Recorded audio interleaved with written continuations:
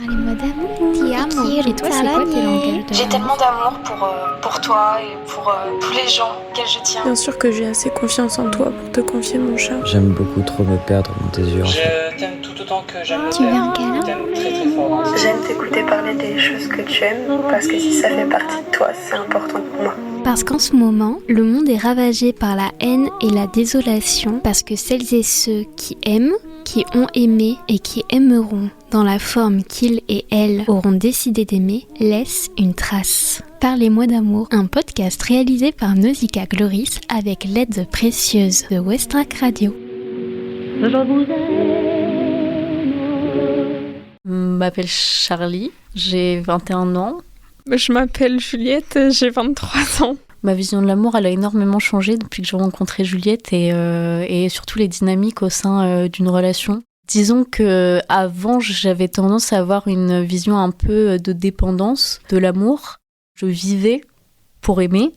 Ça, c'est pas possible. Parce que et pour aimer l'autre surtout. Je vivais pour aimer l'autre et je me perdais complètement et surtout j'étais toujours celle qui aimait le plus, enfin qui aimait tout court dans la relation et forcément pas du tout de communication parce que on attend des choses impossibles de l'autre et l'autre est même pas au courant. Avec Juliette, il y a une communication qui est énorme entre nous deux et on se comprend et on se comprend. C'est dingue quand même. Pour rebondir du coup sur le truc que t'as dit, que t'as eu l'impression de toujours aimer plus, etc. Ça, au début de notre relation, justement, c'est un truc dont on a beaucoup parlé. Parce que pareil, moi, dans mes relations, j'ai jamais ressenti cette... j'ai jamais ressenti qu'il y avait genre de l'égalité. Enfin, tu vois, genre, soit il y avait quelqu'un qui aimait plus, soit il y avait quelqu'un qui aimait moins. Et du coup, on en a beaucoup parlé parce que je lui ai dit, un des premiers mois où on est sortis ensemble, je crois les semaines qui suivent, que c'était fou parce que c'était vraiment la première relation où j'avais l'impression qu'on s'aimait autant en fait. Mais ça veut dire quoi s'aimer autant? Est-ce que c'est une question d'intensité, de démonstration? C'est quoi exactement? S'aimer autant, c'est dans tous les domaines, tu vois, je sais pas, je sais que par exemple, Charlie, quand je lui dis, ça te dit de venir chez moi et tout, elle va dire oui, enfin, normalement, quand elle peut, elle dit oui, bien sûr. Par exemple, si on a envie de passer du moment ensemble, ça va être mutuel, enfin, c'est toutes les deux en même temps. Ouais, je pense que c'est au niveau de l'investissement. Ouais. C'est ça. C'est s'investir autant dans le couple qu'il n'y a pas une personne qui s'investisse plus que l'autre, quoi. Ouais.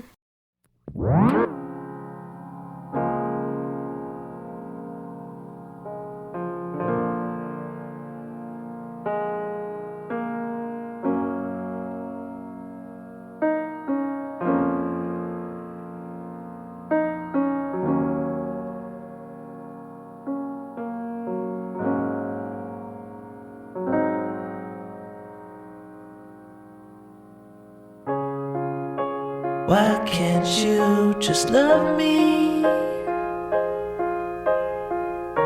Should I move on? Or should I wait?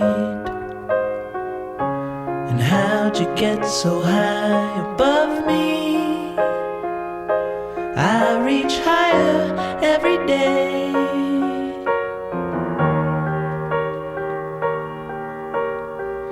But nothing changes. No, it all just stays the same.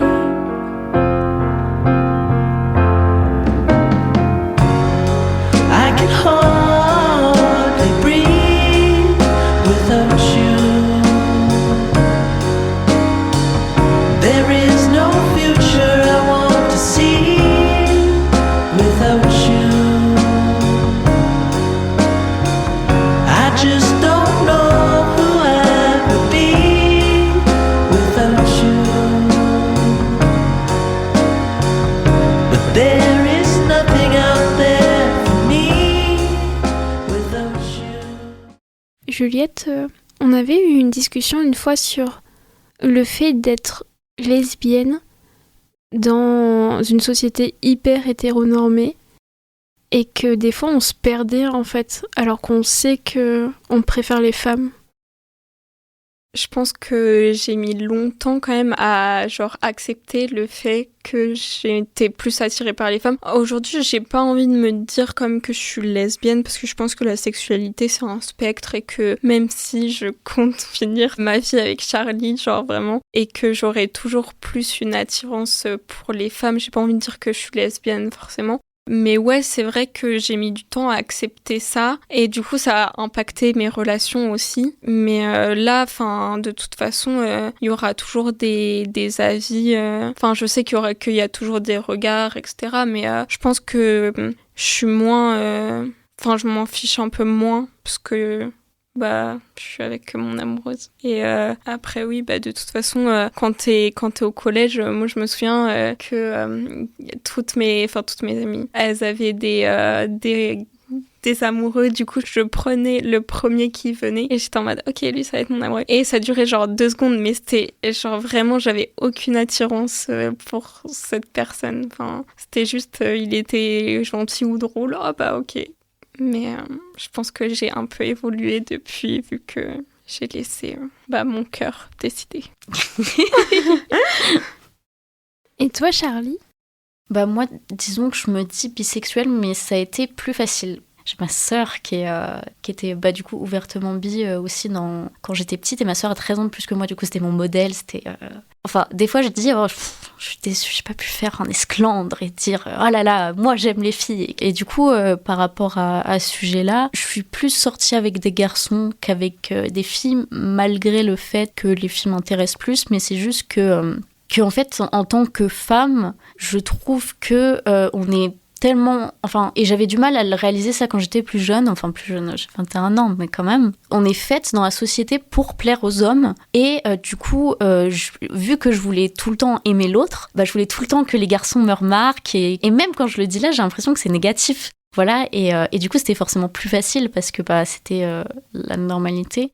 Mais je suis sortie avec quelques filles. Aujourd'hui, je suis avec Juliette. Et j'en ai parlé avec ma maman, du coup, de cette chose-là. Parce que ma mère, on a eu la discussion où elle me disait j'accepte totalement. Mais tu comprends que moi, j'ai juste peur pour toi. Parce que je sais que tout le monde n'est pas comme moi. Et on a parlé aussi de l'époque où ma sœur était avec son ex-copine, etc. Et c'est vrai que des fois, j'ai un peu cette parano de me dire... est-ce que là on me regarde parce que je suis avec ma copine dans la rue, ou c'est un truc trop bête et je suis sûrement très parano, mais avec tout ce qui se passe pour les gens comme moi, comme nous, je pense que c'est légitime. C'est des fois on traverse le passage piéton et je me dis mais ça se trouve c'est quelqu'un totalement homophobe dans la voiture, et c'est tellement irrationnel que la peur elle en devient irrationnelle et elle devient un peu partout. Du coup en fait je comprends quelque chose que je comprenais pas avant de... Et c'est dommage parce que c'est tellement pur. Est-ce que vous avez vécu beaucoup de lesbophobie dans la rue, dans la société, dans le regard des gens en fait, même avec vos amis ? Moi, je sais que j'ai vécu ça, mais c'était une remarque. Déjà, c'était au lycée, donc j'étais pas encore... j'étais en seconde et on parlait de... Je sais plus quoi, le sujet est venu sur le tapis, quoi. Une de mes amies à l'époque, à qui je parle plus maintenant, avait dit « Oh, moi, 2 garçons ensemble, ça va, tu vois, mais par contre, les filles, ça me dégoûte. » Ça se voit qu'il y a cette... si t'es lesbienne, c'est forcément quelque chose de sexuel, et du coup, j'avais été vraiment choquée par les propos. Aujourd'hui, j'ai 23 ans, donc je suis plus du tout au lycée. Et j'ai encore ce truc qui me tourne en tête. Mais après, moi, j'ai jamais subi de violence lesbophobe ou vraiment d'homophobie. Mais juste des trucs qu'on va dire, qui paraissent rien. Et en fait, t'es en mode, mais what the fuck, pourquoi tu dis ça, en fait ? Mais non, sinon, ma famille, elle a toujours été super par rapport à ça. Non, j'ai jamais vécu vraiment de... Je pense que c'est plus de l'homophobie normalisée un peu. Moi aussi, ça a été pas mal des remarques. Je me souviens que au collège, j'étais un peu bizarre. Je parlais jamais, j'étais très timide. Et j'ai vu quand même les premières expérimentations de mon style. Et on associe souvent le style alternatif à l'homosexualité. Et je me souviens, un jour, j'avais mis un haut, mais j'avais mis un débardeur noir et un haut en dentelle par-dessus. Et on s'était assises à un banc à côté de filles et il nous avait dit attention, il y a les Gwyn qui s'assiedent à côté de nous. Et je me souviens, j'avais pas entendu, du coup je demande à mon amie et elle me le dit mais un peu dans une manière honteuse de ah on a dit ça sur moi. Et je pense que du coup c'était normal pour moi, dans ma famille, tout ce qui était homosexualité, etc. Vraiment, mes parents s'en fichent, c'est un état de fait, voilà. Et puis, c'est comme mon petit frère qui est hétéro, quoi. Ils s'en foutent. Mais du coup, je pense que c'est cet aspect que Juliette, justement, a mentionné, c'est que le lesbianisme, du coup, c'est tellement sexualisé. J'ai passé tellement de temps à pas voir que en fait il y a des fois je détestais vraiment des filles précises et je savais pas pourquoi, mais en fait c'est parce qu'elles me plaisaient beaucoup au collège. Et en fait, j'avais tellement peur d'être dégoûtante. Qu'on me voit comme la fille qui regarde les filles dans le vestiaire, quoi. C'est triste, hein, mais déjà, les misogynies intériorisées, les femmes sont très méchantes entre elles, et surtout quand on est ado. Donc voilà. Et sinon, c'est des remarques, pas seulement quand j'étais plus jeune, mais des remarques aujourd'hui. J'ai un style, et j'ai un style qui se démarque un peu, et avant... j'avais un style plutôt gothique. Et du coup, quand si je sortais avec mon sac arc-en-ciel, alors là, je me souviens d'une fois où je passais, j'avais juste un sac arc-en-ciel. Hein. Juste ça, j'avais pas LGBT de tatoué sur le front. Et j'entends LGBT, mais en fond, genre qui m'appelle de l'autre bout de la rue. Et ce jour-là, je me suis fait menacer de mort. On m'a dit, j'espère que tu vas bien mourir. Et en plus, à l'époque, j'étais en couple avec du coup mon ex-copine. Et je me suis dit, wow,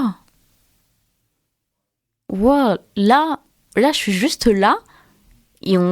Et en plus, on n'est même pas sûr de l'information. C'est-à-dire que je parlais de paranoïa tout à l'heure, de moi qui est un peu parano. Mais la haine, elle est aussi paranoïaque parce que là, il n'y avait aucune certitude que j'aimais les femmes. Juste, ils l'ont assumé et du coup, ils se sont dit, dans le doute, vaut mieux lui dire ça, quoi. Et c'est la première fois, j'avais 19 ans, et c'est la première fois que je me suis dit, ah ouais, il y a vraiment des gens, c'est de la haine, c'est pas juste...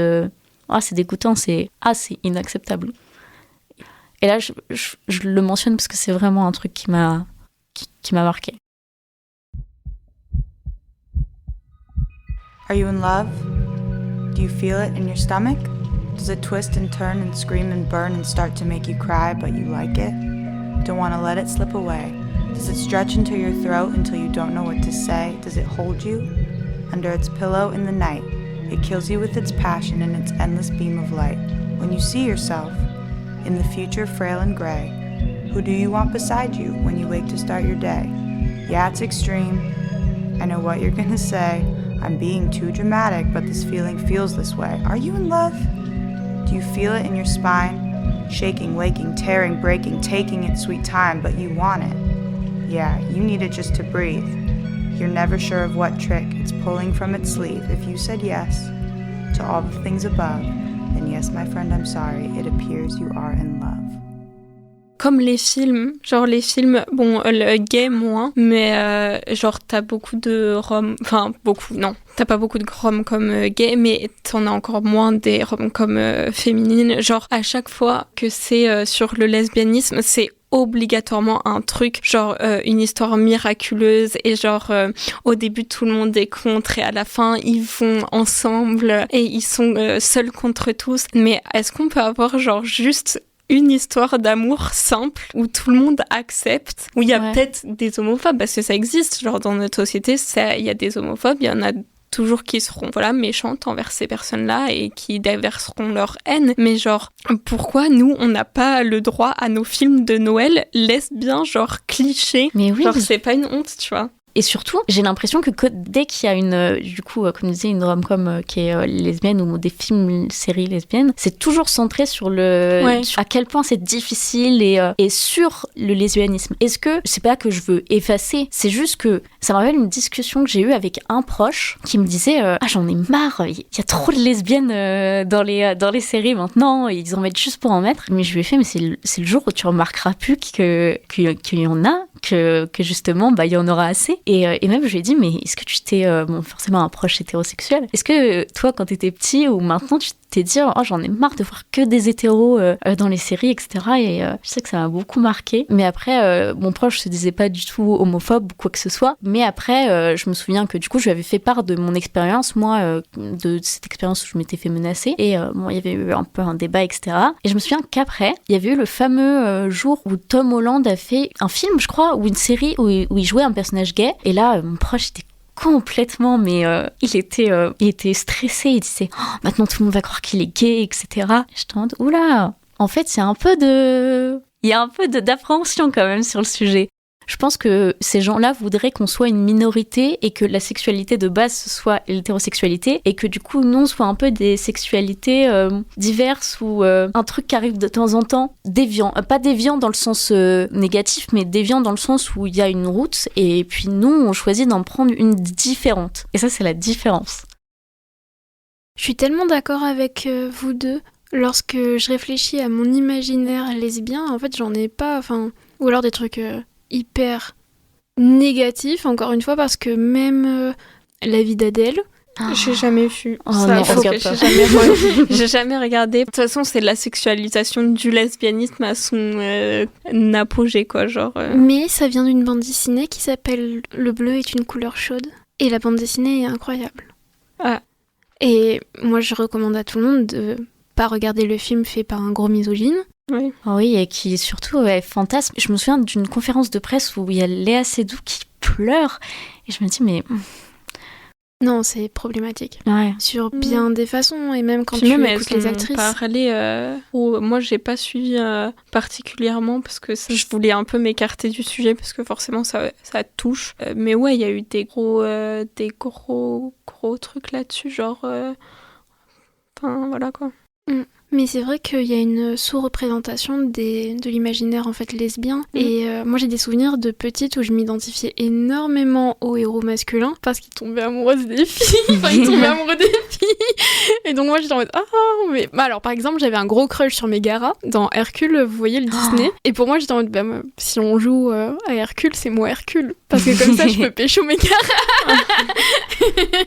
Ouais. Bah non, moi justement c'était l'inverse. Et depuis que je regarde des séries, je suis toujours, genre il y a toujours le personnage féminin que j'idéalise, tu vois, genre vraiment je l'idolâtre. Le premier personnage féminin dont je peux me souvenir, c'est vraiment Kate Beckett dans Castle. Elle est tellement belle, cette Anna Katic, c'est un truc de ouf. Et genre vraiment, j'avais envie d'être elle, tu vois, genre. Mais en fait, maintenant je me réalise, c'était vraiment un crush, tu vois. Et dans toutes les séries que je regarde, j'ai un crush féminin de toute façon. Mais non, j'ai jamais, justement, genre les hommes, ils m'intéressaient pas. Genre par exemple, je suis fan de séries policières. Et en fait, si l'intrigue principale, ça concerne un homme, je vais pas regarder, tu vois. Genre, il y a une série que toi t'aimes bien, c'est The Mentalist. Mais non, mais du coup, je connais pas, mais je vais regarder parce qu'elle aime bien, donc on va regarder ensemble et genre c'est prévu et tout. Mais genre, quand je faisais mes petits choix de séries policières que j'allais regarder, vraiment,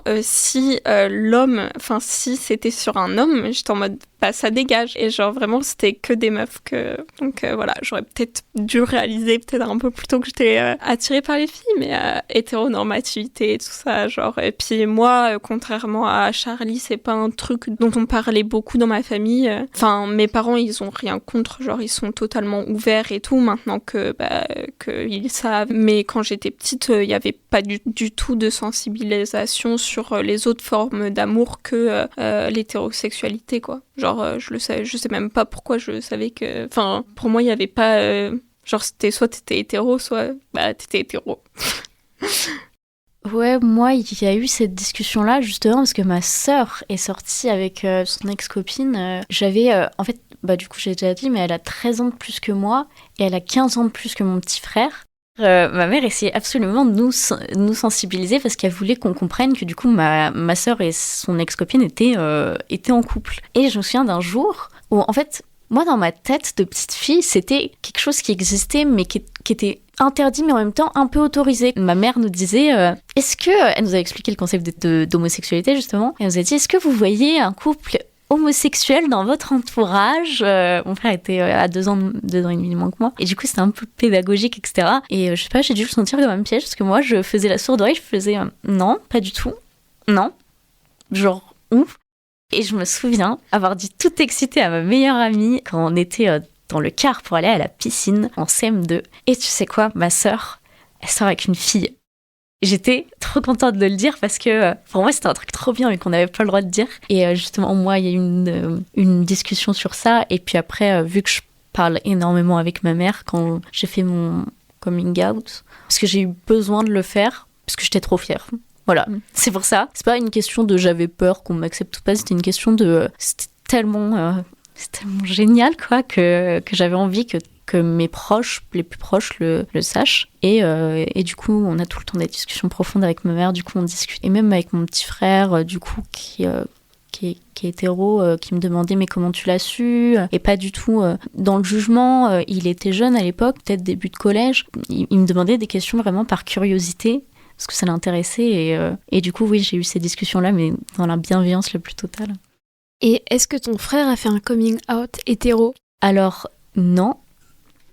Ouais, mais c'est marrant parce que je pensais à mon frère. C'est un peu le cliché de l'homme hétérosexuel. Il adore le sport, il a sa petite fierté, son petit égo masculin. C'est quelqu'un d'adorable, c'est quelqu'un d'extrêmement empathique, etc. Mais quand même, il a sa petite fierté. Et quand je fais des petites blagues, parce que je sais qu'il est touché dans son ego de non, moi j'accepte l'homosexualité, mais par contre, moi, je suis hétéro, je sais pas si vous êtes au courant, mais je suis hétéro. Des fois, je sais que ça l'embête un peu, du coup, je lui fais, non mais tu sais, tu peux nous dire, hein, si t'as un petit copain, ça nous dérange pas. Et ça le fait pas du tout rire. Mais ouais, mais du coup, non, il n'y a pas eu ce truc-là, et c'est vrai que... Alors, personne fait de coming out hétéro, vu que c'est normal.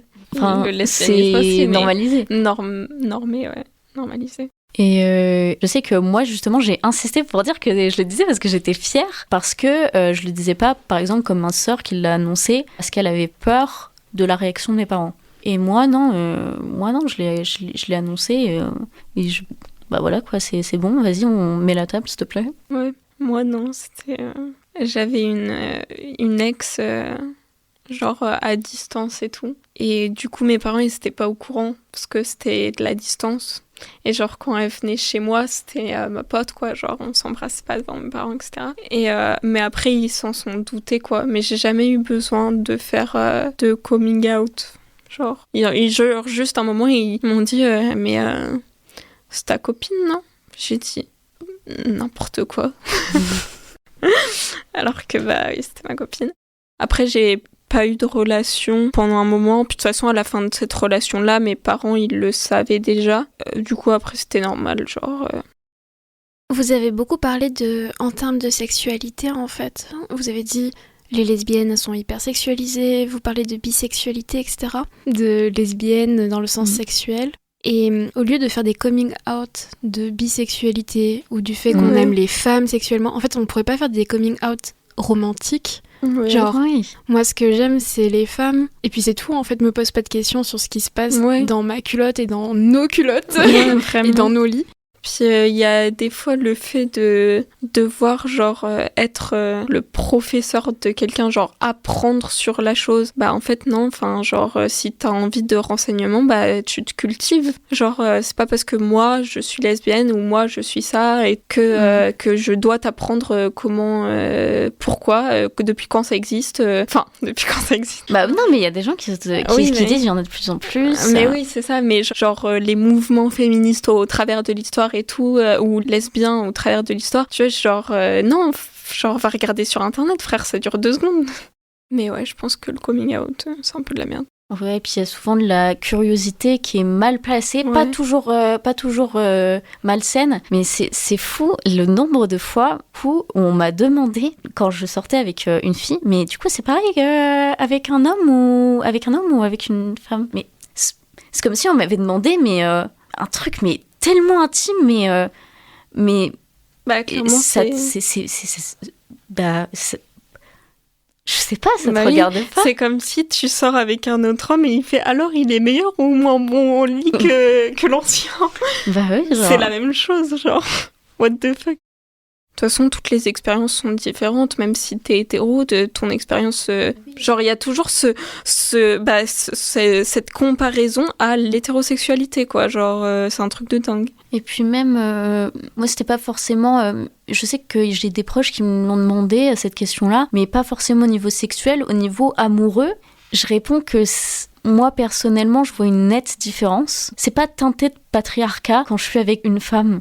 Il n'y a pas de hiérarchisation inconsciente, il n'y a pas de soumission inconsciente, de rôle à avoir, etc. Ouais. Et je sais que souvent, même par mes plus proches, je suis souvent taxée de anti-homme, etc. Mais non, j'aime les hommes aussi, j'y fais rien. Mais je me sentirais toujours plus à l'aise avec les femmes parce que on se comprend. C'est plus apaisant d'aimer une femme, d'être amoureuse d'une femme, mais même en fait en amitié, c'est plus apaisant d'être avec les femmes qu'avec les hommes. Ouais. La sororité, mais depuis que le film Barbie est sorti, je n'ai fait que commenter sur tous les edits que je voyais. La sororité, c'est le meilleur cadeau que l'univers ait pu nous faire. Parce que justement, amicalement parlant, et c'est de l'amour. C'est de l'amour, l'amitié. C'est pour ça que j'utilise le terme pur, parce que je me dis c'est exactement là où je dois être.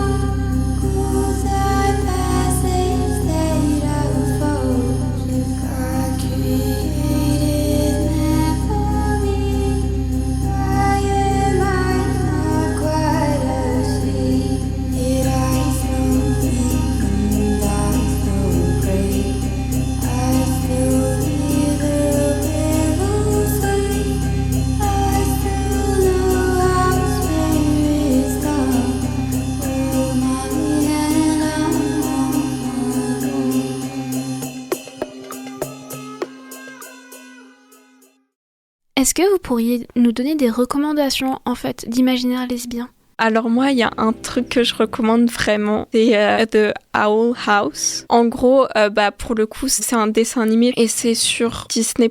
Et là, pour le coup, une des rares séries où imaginaire lesbien, comme tu le dis, où le lesbianisme, c'est complètement normalisé. Enfin, genre, je veux dire, il y a du coup la personnage principale qui est bi et il y a son love interest après qui arrive, qui elle est lesbienne. En plus, c'est une enemies to lovers. Ça, c'est trop bien. Voilà, et genre quand elles se mettent ensemble, genre ça choque personne, tu vois, genre il y a rien du tout, genre c'est complètement pas normalisé en fait. Genre c'est juste elles se mettent ensemble, ok cool. Et après l'histoire se poursuit parce que c'est pas du tout sur le lesbianisme, c'est vraiment sur une autre intrigue complètement différente qui est les sorcières, etc. Et j'aime bien. Non, je saurais pas donner de référence. parce que moi peut-être je n'en ai pas trouvé qui me correspondent. Ou alors celles qui me correspondaient, souvent le couple lesbien ça se finissait très mal. Là, ils se séparaient, etc. Et Enfin, mais moi j'en ai vu un, je sais plus c'est quoi le nom du film, mais où l'autre, elle l'a tué carrément. What the fuck. Non, mais c'était je sais plus c'est quoi le nom du film, mais ce film m'a choquée. C'est toujours des fins, mais qui n'ont aucun sens dans l'intrigue, mais ça se termine toujours mal. Et je sais que j'avais trouvé pas mal de représentations, pas mal. Bon, c'est un peu vieux entre guillemets, mais Scam, voilà, et la continuation qui a été faite par Scam France, ça m'a déçue, mais voilà. Justement, moi, je voudrais des références. D'imaginaire lesbien. Tu te souviens pas le premier film lesbien qu'on a regardé ensemble? Mais oui, mais je me souviens plus du nom. Imagine Me and You. Ça, c'était cool. Mais pareil, de base, c'est genre oh my god, je suis attirée par une femme. Je me marie avec un homme, mais en fait, je suis attirée par la fleuriste de mon mariage. Genre, voilà, tu vois, c'est... Est-ce que moi, je peux vous donner des petites références? Oui, il y avait évidemment. Surtout si t'as des BD, parce que j'aime bien les BD. J'allais dire, okay. En fait, j'ai envie de parler de nouveau de Le bleu est une couleur chaude, qui pour moi, quand j'ai lu au lycée, j'étais en mode waouh, c'est la première fois que je lis une bande dessinée sur des lesbiennes. Bon, ça se termine pas forcément très bien. Ouais.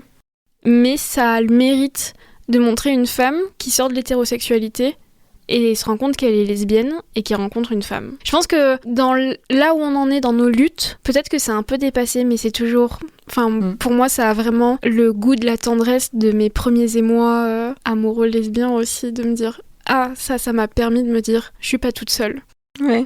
Et j'ai envie de parler d'un... Alors on dit un roman graphique parce que ça fait 500 pages, mais c'est une grosse bande dessinée, quoi. Ça s'appelle Dans un rayon de soleil, de Tilly Walden. C'est une histoire de science-fiction où en fait, il y a que des femmes. Et en fait, le sujet principal, c'est absolument pas le fait d'être lesbienne, d'être bi, et qu'il y ait que des femmes. En fait, ce n'est jamais un sujet dans la bande dessinée. Le sujet, c'est l'histoire qu'on est dans l'espace, on est dans des vaisseaux spatiaux, et on a un groupe de femmes, et d'ailleurs, il y a une personne, je pense, qui est non-binaire. Mais pareil, ce n'est pas un sujet, c'est juste les pronoms qui changent. Et l'histoire, c'est vraiment... un groupe de femmes qui parcourent l'univers pour retrouver des vestiges de certaines civilisations, etc. Et puis, à l'intérieur, t'as une jeune femme qui sort du lycée et qui est un peu paumée dans sa vie. Donc ça parle aussi du fait qu'on est paumé. Et plus on avance dans l'histoire principale de « il faut chercher un vestige en particulier », plus il y a des flashbacks de sa première relation amoureuse au lycée. Mais encore une fois, le lesbianisme, ce n'est pas le sujet.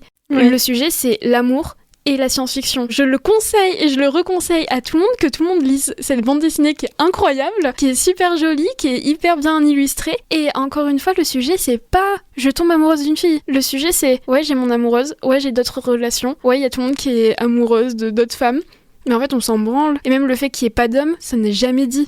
Et ça fait du bien aussi, en fait, que le sujet principal soit pas « regardez, il y a deux femmes qui sont amoureuses, oulala, il se passe des trucs ». C'est trop bien qu'il y ait des créations d'univers où le sujet principal, c'est pas les love interests entre lesbiennes. Ouais, c'est ça. Et ça, c'est important. Enfin, quand tu disais pourquoi on n'a pas le droit à nos films de Noël lesbiens, clichés, etc. Mais c'est totalement ça. Enfin, à un moment donné...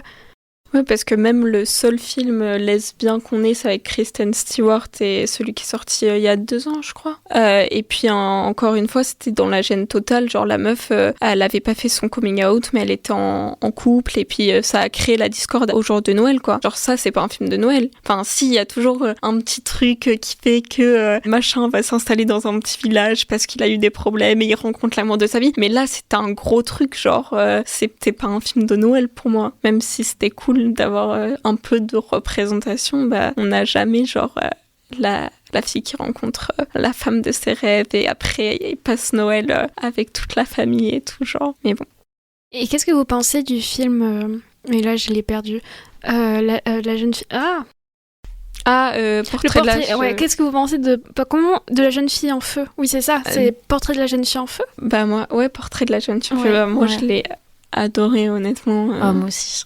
Honnêtement, déjà, le fait que ce soit réalisé par une femme, plus, je sais pas, lesbienne, elle sort avec une... Oui, Céline Sciamma, elle est lesbienne. Ouvertement, elle aime ouvertement les femmes, en tout cas. Oui, il faut pas donner d'étiquette, en tout cas, elle le dit, et elle sort avec ses actrices, etc., et puis elle les aime, et elle le dit, quoi. Mais du coup, voilà...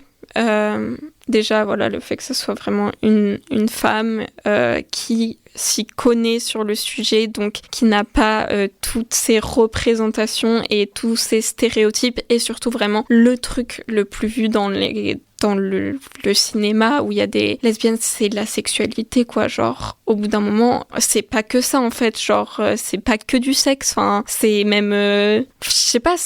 Bref, ça m'énerve. Mais du coup, là, c'était vraiment pas sexualisé. Ou alors, la sexualité, elle était tellement, genre, purement représentée. Ouais, elle est douce, ouais, voilà, elle était douce, tendre. Et genre, en fait, c'est un bonheur pour les yeux. Déjà, les plans étaient magnifiques. Et l'histoire était belle, même si la fin est très triste. Ah, moi, très triste. Oui, encore une fois, c'est une histoire d'amour entre femmes qui se termine mal. Ouais. Désolée pour le spoil, hein. Ça 2019. Oui. Moi aussi, je l'ai adoré pour les raisons que Juliette a mentionnées, mais aussi parce que ça pointe dans la question du lesbianisme l'importance de l'intersectionnalité des luttes, et la fin qui m'a bouleversée parce que opprimée en tant que femme queer et opprimée en tant que femme, et j'ai été bouleversée par ce film, autant sur la représentation lesbienne que sur le passé de la communauté. Oui, moi aussi. En fait, j'aurais bien aimé aussi trop parler de Lady Oscar, la Rose de Versailles. Je sais pas si vous connaissez un vieux manga qui est sorti, je pense, dans les années 80. Et j'ai l'impression que toutes les daronnes, nos daronnes, ont vu la Rose de Versailles et se sont questionnées sur leur orientation sexuelle. C'est un manga de Ryoko Ikeda et en gros ça se passe durant la Révolution. Ouais. Et en fait Lady Oscar, c'est la seule femme du général de l'armée en fait. Puis c'est une femme qui s'habille en homme. Puis en plus le générique ça fait Lady Oscar, elle est habillée comme un garçon. Et en gros t'as plein de trucs un peu étranges d'elle avec des femmes, d'elle qui drague un peu Marie-Antoinette, ce genre de choses. Mais c'est pas dit, mais c'est tellement senti à la fois dans le manga et dans l'animé. Et puis aussi ça questionne sur la transidentité. Et rien que pour ça, c'est des représentations qui sont très chouettes je trouve. On parle d'amour pour l'autre, mais c'est très important, avant d'aimer l'autre, de s'aimer très fort soi, parce que c'est impossible d'aimer l'autre sans s'aimer. Voilà, donc c'est important de bosser dessus, et aimez-vous, putain, c'est pas égoïste.